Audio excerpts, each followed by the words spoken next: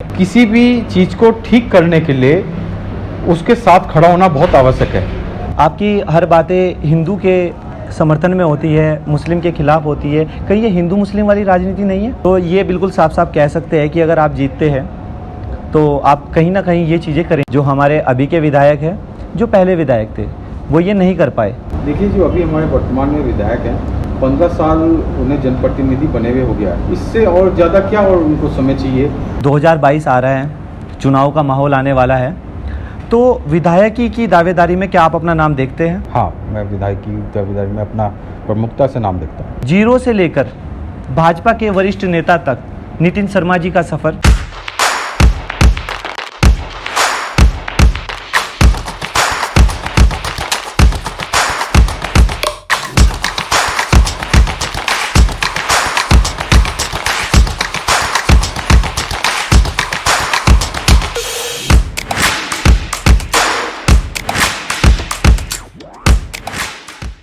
Good morning, नमस्ते, नमस्कार, अस्सलाम वालेकुम, सत श्री अकाल।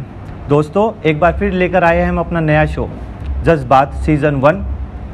The Aakash Chaudhary and Big News present Jazbaat season 1 sponsored by Pawa cycle store, Inside Music Factory, media partner Shri Ganga studio, venue partner the Castle View. दोस्तों, अब बात करते हैं हम अपनी पर्सनैलिटी की। ये कोई परिचय की मोहताज नहीं है, किसी के दिल में बसते हैं तो किसी के दिमाग में बसते हैं। आपके दुख सुख के साथी the one and only mister Nitin Sharma ji. नमस्कार। नमस्कार जी।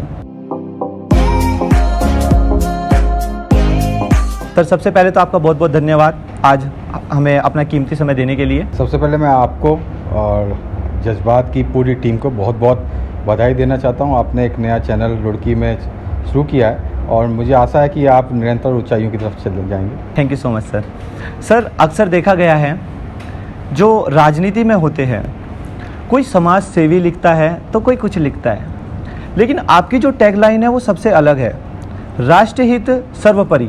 I am right sir? Yes. इसका क्या राज है सर? भारत माँ तेरा वैभव अमर रहे, हम दिन चार रहें ना रहें। देखिए, मेरे जीवन में राष्ट्र सबसे पहले। कोई भी कार्य हम करें और उसमें राष्ट्रहित की चिंता करते हुए हम उस कार्य को करते हैं और उसी तरफ आगे बढ़ते हैं। क्या बात है सर, आपकी विचारधारा, वाह। सर, 2022 आ रहा है, चुनाव का माहौल आने वाला है, तो विधायकी की दावेदारी में क्या आप अपना नाम देखते हैं? हाँ, मैं विधायकी दावेदारी में अपना प्रमुखता से नाम देखता हूँ। सर, पूरी रुड़की को पता है, संघ, संगठन, बिजनेस आप तीनों साथ में रन करते हैं, फिर राजनीति भी, आप इतना सब मैनेज कैसे करते हैं सर? ये सब एक मैनेजमेंट है। आप अगर अपना कार्य मैनेजमेंट के हिसाब से ठीक से करेंगे तो सब काम अच्छे से होता है। सर, मैंने सोचा कि आपका परिचय, देखो कायदे में तो मुझे देना चाहिए, पर मैंने सोचा कि मेरा पहला एपिसोड आ रहा है शो का, तो मुझे लोग ज़्यादा ध्यान से नहीं सुनेंगे, पर जो आपको सुनने आए हैं तो वो आपको बिल्कुल सुनेंगे। तो क्यों ना आपके ही मुँह से आपका परिचय हो।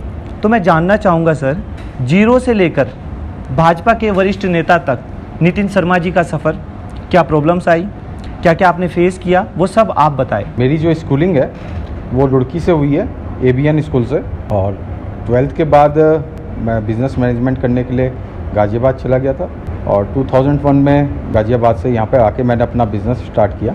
और बिज़नेस स्टार्ट करने के बाद 2004 में मैं हिंदू संगठन से जुड़ा।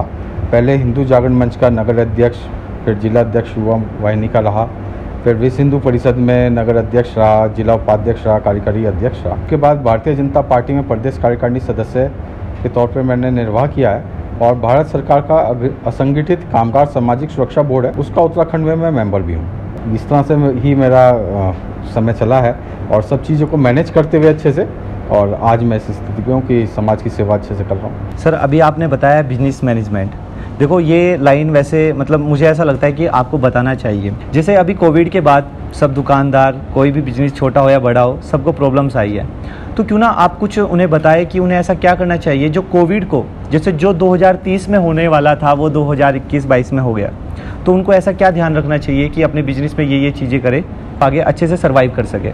देखिए, ये जो कोविड आया, ये तो किसी को भी जानकारी नहीं थी कि इस तरह की कोई बीमारी आएगी और इतने लंबे समय तक हमारे देश में रहेगी।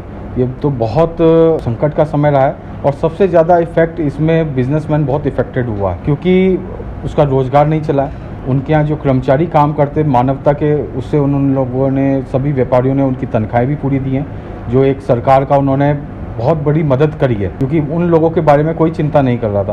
व्यापारियों ने अपना काम बंद होने के बावजूद उन सभी कर्मचारियों को अपनी तनख्वाहें पूर्ण रूप से दी हैं।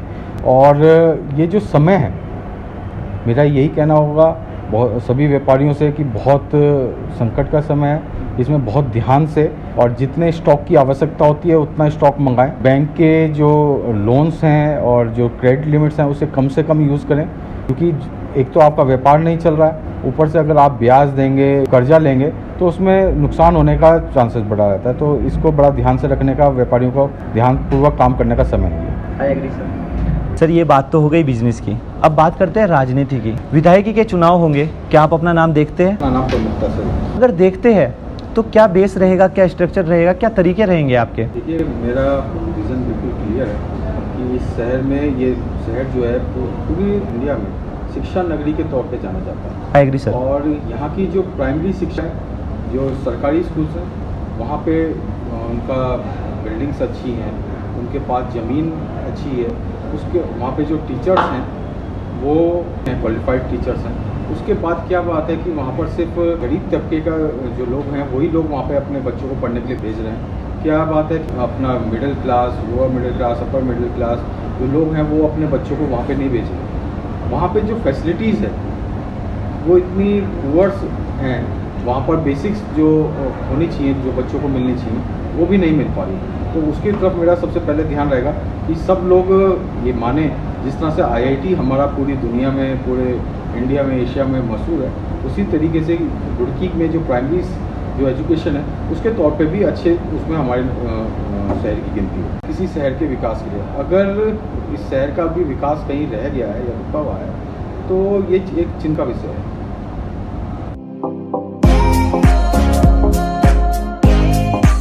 बिल्कुल सर।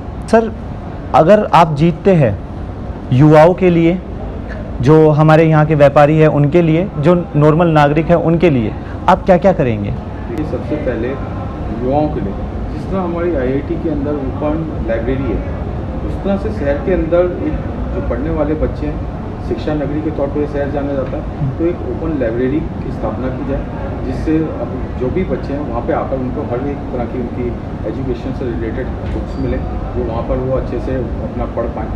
और ओपन जिम युवाओं के लिए शहर में काफ़ी जगह ऐसी हैं जो पार्क हैं वो अव्यवस्थित हैं, उनको अभी ठीक नहीं है, एग्री सर। करके और वहाँ पर ओपन जिम हो ये युवाओं के लिए। और सबसे ज़्यादा जो आम लोगों को चाहिए होता है शहर में, जो यहाँ की सड़क का नेटवर्क, वो सड़क ऐसा ना हो कि चुनाव से 3, 4, 5 महीने पहले ही बने। जब जिस व्यक्ति को लोग चुन के भेजते हैं वो 5 साल के लिए भेज रहे हैं, तो उसका सबसे पहला दायित्व ये होना चाहिए कि वहाँ की सड़कें बिल्कुल सुचारू रूप से हों, आखिरी में ना बने, शुरुआत में ही बने, जो 5 साल तक पूरी चलें कम से कम, जिससे लोगों के बीच में जब हम चुनाव के टाइम पे जाएं तो बताएं कि हमने चुनाव जीतने के बाद ये सड़कें बनाई थी जो आज तक चल रही हैं। बिल्कुल सही बात है सर, आई एग्री। संघ, संगठन, बिजनेस, राजनीति, सर कहीं ऐसा नहीं लगता कि आप इतने सारे काम होने के बाद विधायकी, ये बड़ी जिम्मेदारी नहीं होगी आपके लिए? ये सब एक जो मैंने आज तक करके आया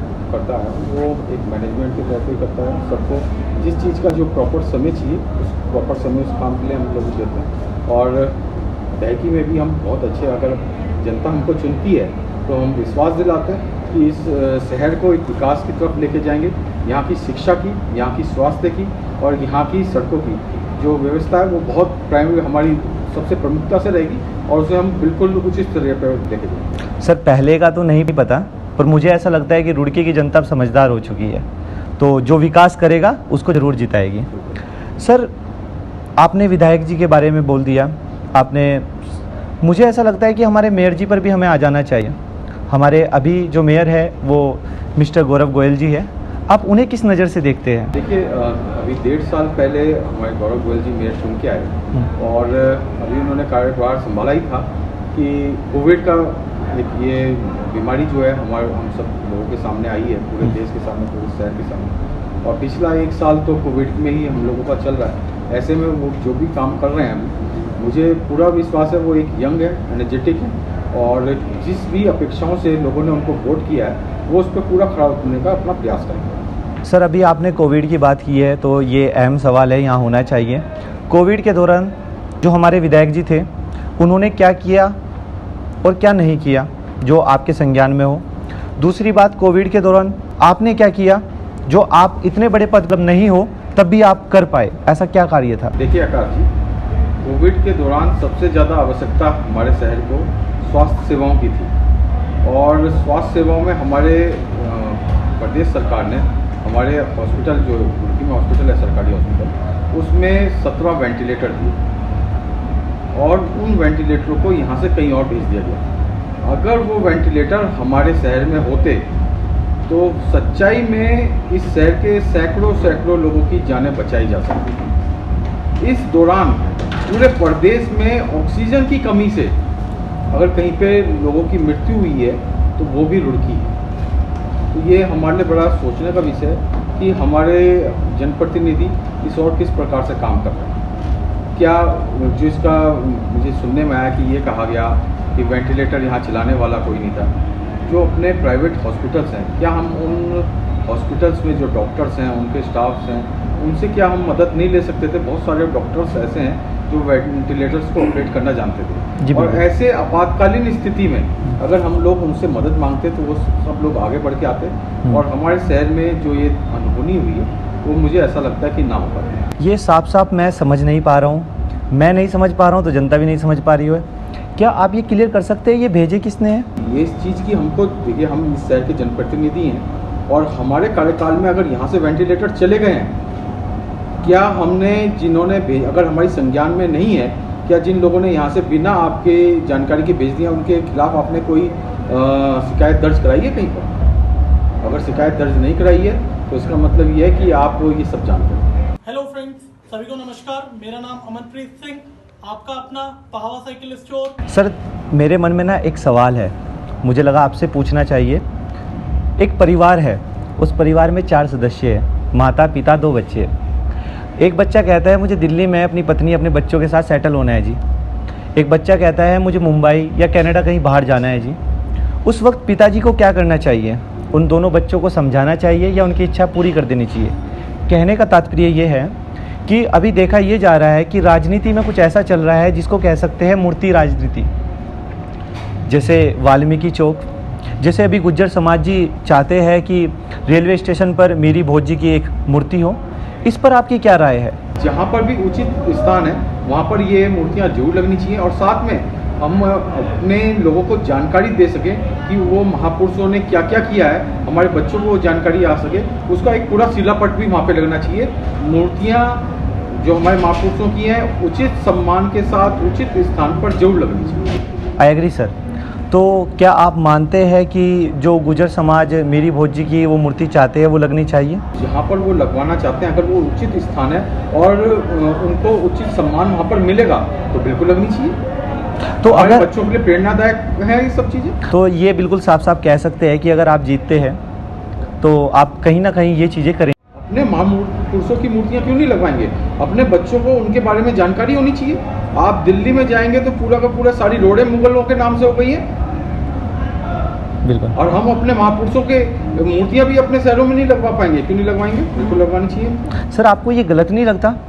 आपकी हर बातें हिंदू के समर्थन में होती है, मुस्लिम के खिलाफ होती है, कहीं ये हिंदू मुस्लिम वाली राजनीति नहीं है? देखिए, हिंदुत्व जो है वो इस देश की जीवन शैली है, इस देश की आत्मा है। और जैसा मेरे नाम के साथ भी लिखा रहता है, राष्ट्र एक सर्वोपरि। इस राष्ट्र के लिए जो लोगों ने अपना जीवन जिया है और जो जीते हैं उनके लिए कार्य जरूर करना चाहिए। इसमें जो लोग उसको सम्मान करते हैं उनका मैं भी सम्मान करता हूँ, और जो हिंदुत्व का सम्मान नहीं करते हैं, इस देश का सम्मान नहीं करते हैं, उनका मैं भी सम्मान करता हूँ। आपने क्या क्या किया है सर हिंदुओं के लिए? देखिए, ये तो एक बड़ा अलग प्रकार का सवाल है। मेरे से जो हो सकता है हिंदुत्व का, जब मैं हिंदू संगठन में काम किया तो जो भी समस्या आई, अगर हिंदुत्व से रिलेटेड कोई भी समस्या, कोई बच्ची हमारे पास लेके आई, लव जिहाद का मसला कई बार ऐसा रहा, तो सैकड़ों हमने इस शहर की बच्चियाँ